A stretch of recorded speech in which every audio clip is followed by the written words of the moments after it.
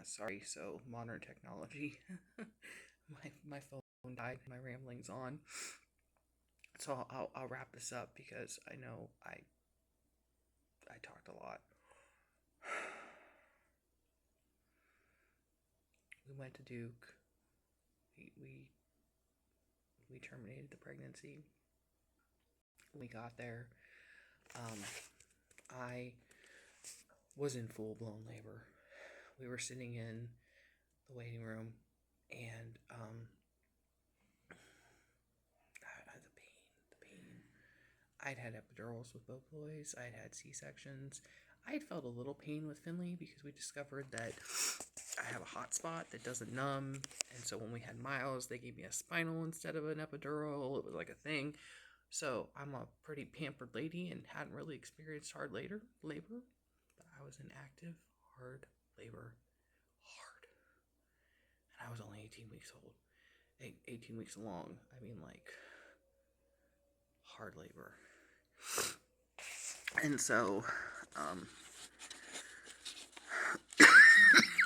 hold on 1 second. Let's see if I can get this to stand up so I don't shake it anymore. There we go.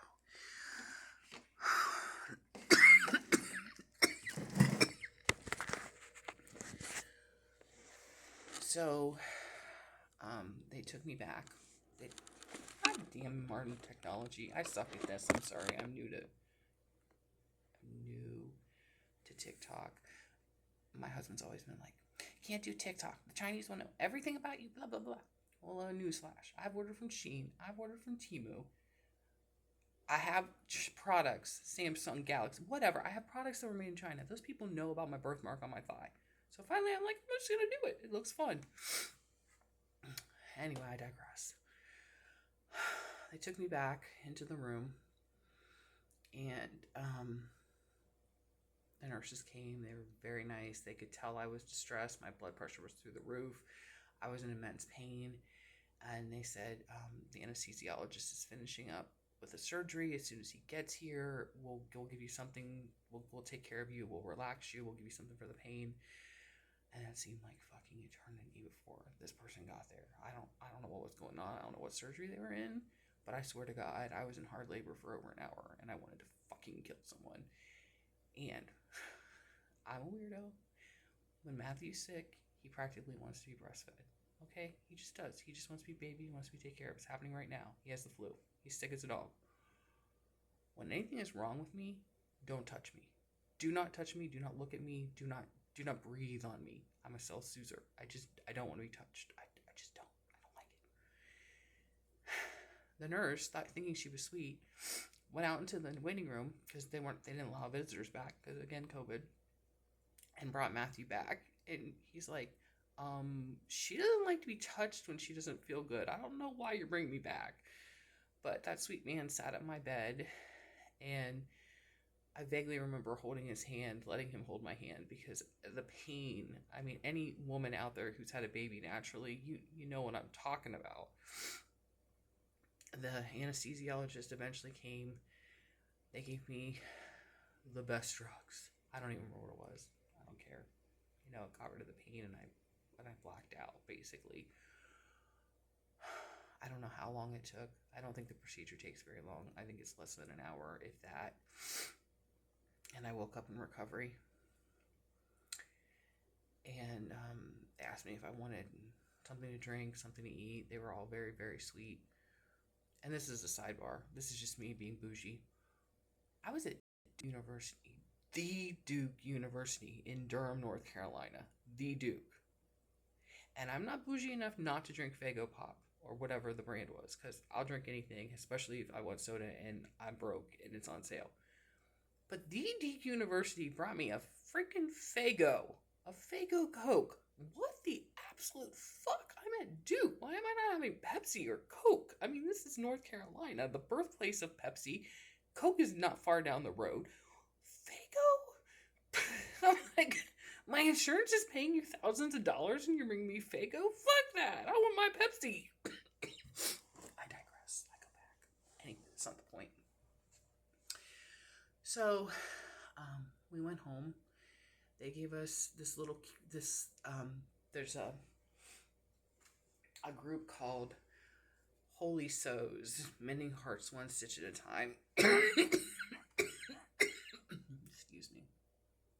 And they gave us this little, I'll show it to you. It's the best I can tell, it's a bib, I believe, that they sewed, and they put it in this little material, and they give you a little teddy bear. They give you a little hat for what your little baby would wear based on the size. And they give you this little card, and it says, "In memory of children lost, loved and lost, carried to heaven before we could know them, but known for precious children of God." And then when you open it up, it has our daughter's footprints in it. And that's how little she was. That's how little she was. And it talks about the parents. It kind of upsets me because it doesn't have Matthew's name on it. It just says mine, but it was still a very sweet sentiment. It tells you the date that she passed away, which was August 6, 2020 at 9:40 in the a.m. at Duke Hospital. They don't put the length or the weight on them when they're that little. And then they ship you on your merry way to go deal with your life. One-stop shop. You're done. And I don't even think we were there for 3 hours. Got in our car. And when I tell you, this is the horrible part. This is the horrible part. We got down the highway. We were about 10 minutes out from Duke. And anyone knows Wake County, or actually we're in Durham County, knows what a freaking spaghetti bowl of highways it is out that way, and crazy, and we're on 147, 540, whatever, all the things. And we were going to go get something to eat.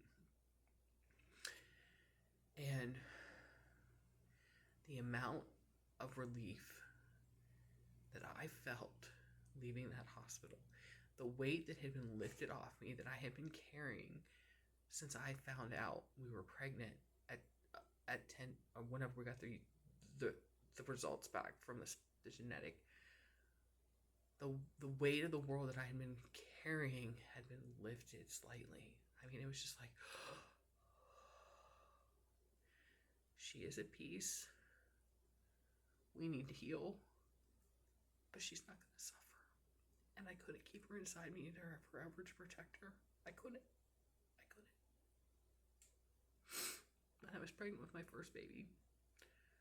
I had a little bit of a crisis towards the end of the pregnancy. Some shit was happening in the world like it always is. I don't remember. Someone shot someone. There was a bomb. Something bad had happened. And of course, I'm emotional watching the news. And I went through this period where I didn't want to have him. I'm like, I got to keep him inside me. I got to keep him protected. I can't protect him if I have him. It was like a real deal. Like I like really panicked at the end of my pregnancy because this little life was coming out of me and I couldn't protect him. How was I going to protect him? And I got over it, obviously. I mean, I had him. Best thing ever. But going down the road, we went to the Longhorn in Briar Creek. And by the time we got there, the immense sense of just release and like, I don't want to say I'll never be at peace with this decision. It's 5 years later. I'm talking to you at 1 o'clock in the morning, bawling my eyes out. I'll never be at peace with terminating that pregnancy.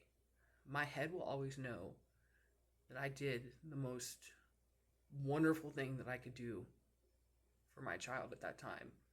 That I did what any parent would do, and any parent worth their grain of salt will do anything in the world for their child, and will do what is best for their child. If your child doesn't want it, if it's a horrible decision, if it's with the knowledge you have at the time period that you have it, and all the options available to you, you will always choose to do what is the best thing for your child. And that is what a parent is supposed to do. My head can sit here and tell you that. My head can tell you that. My heart will always wonder, what would my life be right now? Would a miracle have happened? Would she have come out and all these abnormalities not been there? The blastoma, the spinal whatever, the club feet, whatever. Would all that have not been there? The hole in her heart? The actual diagnosis of trisomy 18? Would she have come out a miracle? Did I pray enough? Did we have our friends pray enough? What? All the things. All the things. All the things. Did I lie awake at night? And my heart goes through thinking. It's 2025. It's the next to the last day of 2025. I have cleared out a lot of emotional baggage. I'm not taking it into 2026. I can't. It's stealing my happy. It's stealing my happy. It's stealing things. I died a lot on August 6, 2020. A part of my soul I will never get back. The woman that was living on this earth prior to April 2020 does not exist. Does not exist. I can never erase this experience. I can move on with my life. I can, be a productive member at work. I can be a good parent to my children. I can be a good wife to my husband. But I will never get over this. Ever. And I don't think anyone who's been through this can say you get over it, because you don't. Just like when people tell you time heals all wounds, you'll always remember, like when my dad died, you always remember your dad. It won't hurt as much.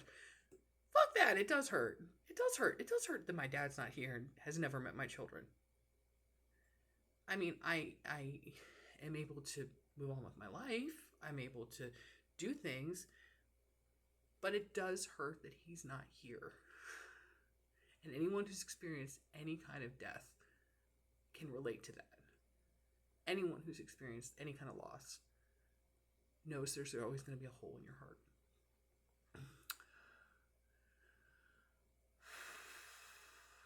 We came home. The boys, something really interesting happened.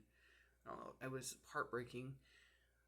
In between going to Duke to prepare for the surgery and going to Duke to have the surgery, in the middle of the night, Miles woke up.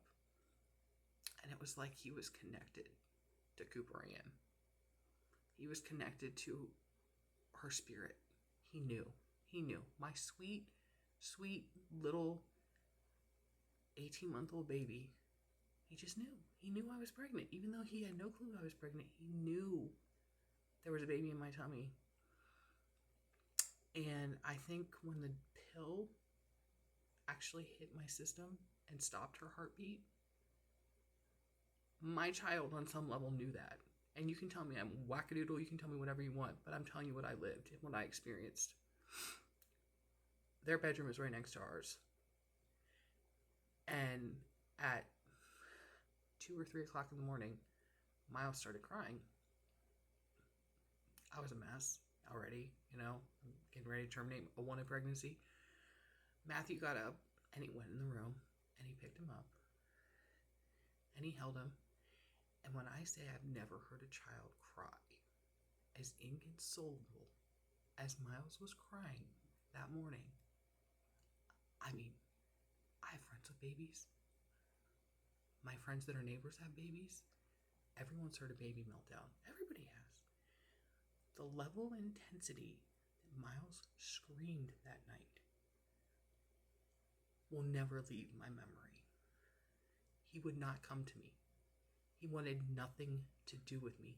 He screamed even louder when I tried to comfort him. He loved baths. Matthew ran a bath, tried to give him a bath. Screamed. Just screamed. We would take the boys for nighty-night drives. I know some people say that's bad. I don't care. It worked for my kids. Matthew got them all bundled up, got them out in the car, took them for a nighty-night drive. That child screamed for 20 minutes. 20 minutes after he'd screamed for an hour at our house. pain, the agony, like someone was killing him. That is how much that child screamed. I will never, ever, ever, ever forget the screams he had that night. He knew that his little sister was dying. And I don't know how, I don't know. But it was fucking awful. It was almost worse than the procedure itself.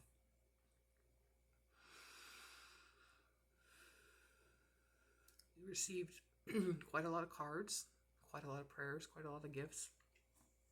I have this. I'm just going to turn the camera around and show you so I don't have to keep holding things up. But Matthew's father was a woodcrafter. He was very talented, and when he when he passed away in 2017, and Matthew was cleaning out his garage, he found some sapelli wood that Stephen hadn't used yet to make anything. So Matthew brought it home, and he made me this jewelry box. And his intention was always to line it. It's a beautiful box. He did a beautiful job crafting it. He had big hopes of lining it. You know, shit happens. Life gets in the way. But I had this sapelli box that I had sitting on my nightstand with some jewelry in it. And I received all these things, and I didn't know what to do with them. I have every ultrasound picture we ever took of her. Every ultrasound picture. She, and there were a lot, because, you know, that's what happens when you're experiencing a pregnancy and things aren't going well. They let you take lots of pictures. So yay for that. This was, you know, I showed you this with her little footprints and the card. And this was the little hat that they gave you. So little. The little teddy bear. And this is beautiful, and someone somewhere sewed it, and it's beautiful. I think it's a bib, and I think I have it upside down. I'm not 100% sure. I wasn't particularly in the moment questioning the situation. I was just being thankful that, you know, whatever. Here's your consolation gift. Our very good friend, Dr. Van, sent us this little cube as a remembrance with all the things, our sympathy, the date, in loving memory, Cooper Ann Bills. And how she got the name Cooper Ann, that was a Finley thing. We were driving, again, I remember exactly where I was. I was driving down Wendell Falls, and we were sure we were having another boy. I mean, come on. We have boys. I was going down a list of boys' names with Matthew. We were so excited. And I'm, you know, reading off the list, and I said, Cooper. And he pipes up in the back. He's like, we're having a Cooper. Cooper's going to be my brother's name. Child was convinced we were having a boy. And so from there on, it was Cooper. And it was going to be Cooper Howard after my grandfather, Howard. And then Cooper, what Finley chose. And when we found out it was a girl, he was less than thrilled it was a Cooper Ann. This is Cooper Ann. And this is a story too. Strickland Funeral Home here in Wendell. All my people will be buried there if I'm in North Carolina forever. They drove to Durham and got the remains, and they were very honest with me. There's probably nothing in here, or very, very little, if anything, because the babies are so small. And they cremated her and refused. They refused to take her money. They absolutely refused. They said not only no, but no way. Absolutely not. And everyone knows cremation is not cheap. Our neighbors at the time sent us an edible arrangement. My best friend from elementary school, I don't even know where my camera is. Where am I?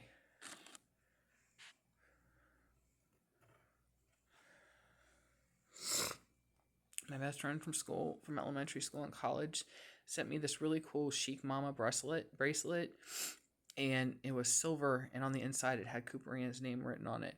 This one hurts a little because I love that bracelet, and in rearranging our room at some point in time, the bracelet did not. I don't know what happened to it. I don't know if it fell somewhere. I loved that bracelet. This one's a little sad. The nicest lady at our church, the nicest lady, salt to the earth. Her name was Pam Labashore. She passed away 2 years ago, and she wrote me the most beautiful notes. She always did. I find notes from her, and I've got to get them together. I want to give them to her husband for birthdays, for anniversaries, you name it. That woman would send a card. She was amazing, and I feel bad because the season I was having in my life when she passed away, I couldn't be the type of person you need to be when you lose someone in your community. And I never sent her husband a card, and I feel bad about that. This man sat beside us in church across the aisle for 10 years. His wife was just the neatest lady. And the season of life I was having at that moment, I just couldn't mentally be there. I don't remember what this was from. Oh, this goes with the bracelet, the Chic Mama. This card was from my friend Leslie.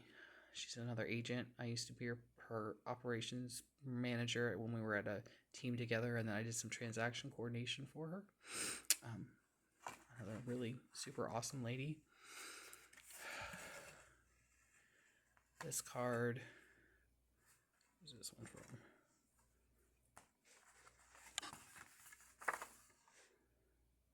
This was from one of Matthew's co-workers, Linda. She's awesome woman. When we had Finley, she brought us like a 3-course meal with the best cake I'd ever had in my life.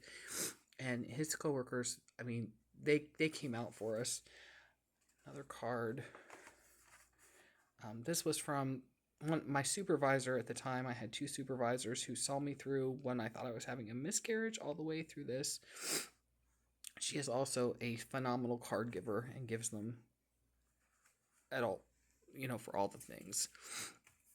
And then Matthew's boss at the time, he and his wife sent us this beautiful bouquet of flowers. Hydrangeas are my favorite, blue hydrangeas at that. And they sent us flowers. And I don't scrapbook. Some would say I post way too much information on Facebook, and I don't deny that. That's true. I don't scrapbook. I share my mind, my pictures, my stories with thoughts that one day when I'm dead, Finley and Miles can go back into wherever these digital stories are saved. Because even if Facebook goes away, let's say Facebook goes away, everything evolves. I mean, I had a MySpace account at one point in time. Where's MySpace? I feel like whoever takes over Facebook is smart enough to know they can make millions out of selling these digital memories. And I would hope that my boys would want to see these things and would get these digital memories, if they're not available. So that's why I put them out there. Facebook is my scrapbooking. And now I've been turned on to TikTok. And I've made these astronomically large videos at the wee hours of the morning because I need to close this chapter of my life. And not that I'm not going to remember Cooper Ann, because I'm always going to remember Cooper Ann. But I need to not have the hole in my soul hurt as bad as it has. I need to not shut myself out from all the good. I recently reconnected with our one set of neighbors. They were so good to us when this happened. So good. I remember sitting on their lawn crying every time we came home from a doctor's appointment or a test or something. And they were just calm and patient and would listen.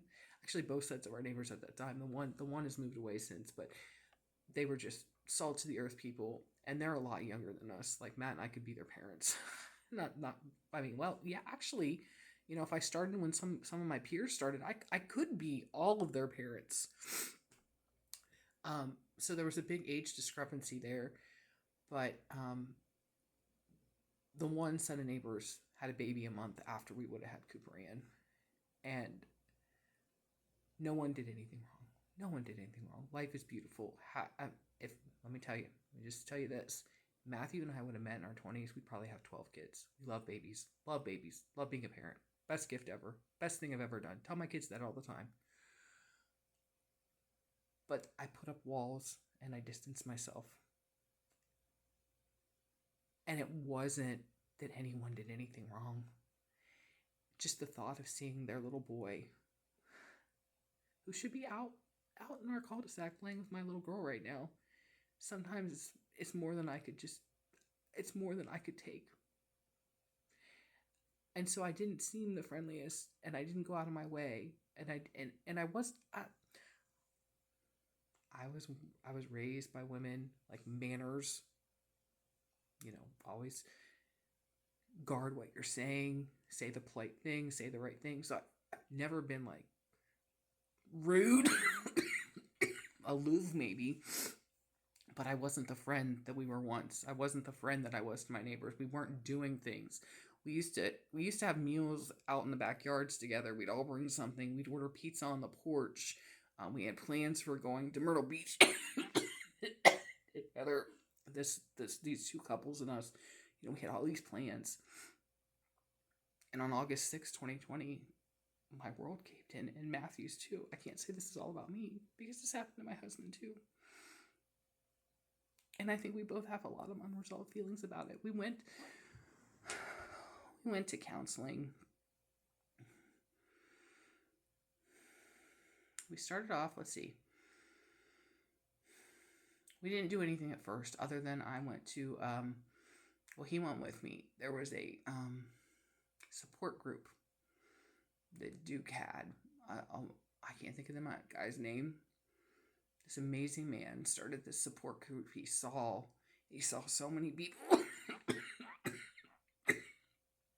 So many people going through terminating wanted pregnancies. It's a thing, man. It's a deal.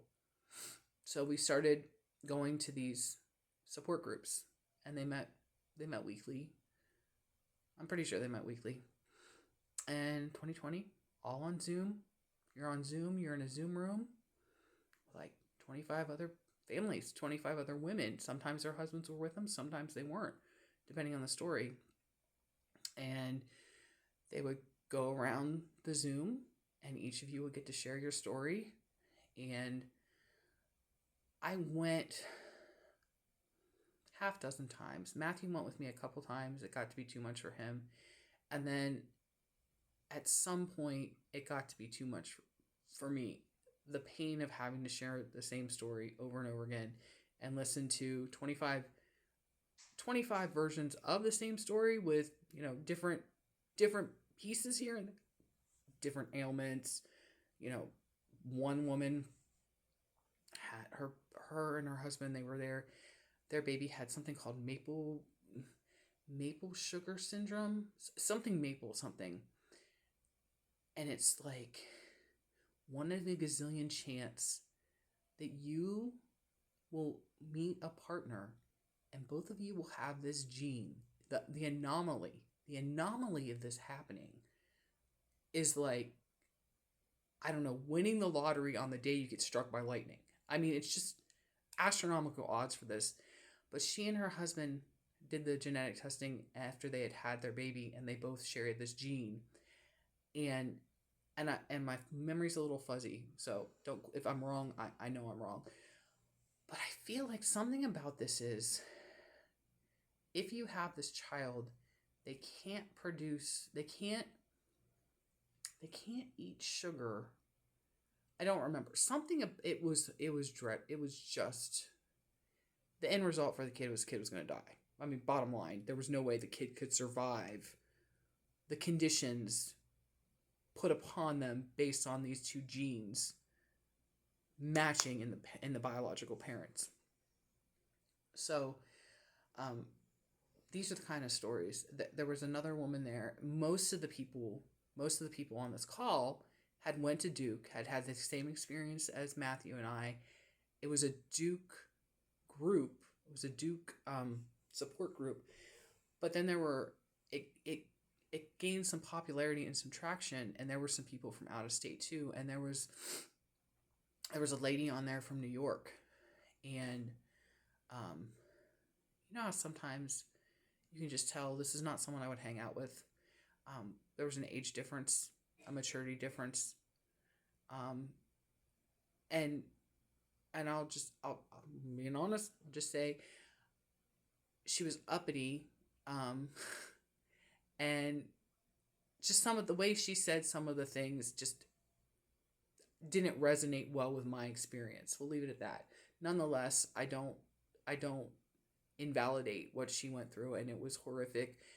She had to terminate not one but two pregnancies, and the things that she went through were horrific in New York City with the hospitals and the different things. I mean, the things this woman accounted, I just... Another lady, the first time I went, was in the wrong support group. And there's 25 of us in this support group, and this woman had infertility issues, and she did IVF, and she got pregnant with triplets.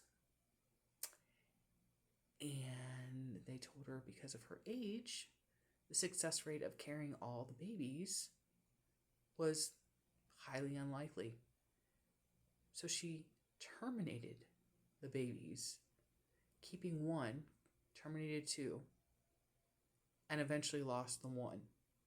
I don't wish that story for anyone either. That's a horrible story, horrible outcome, horrible things for you to have to choose to do and make those decisions just so you can be a parent.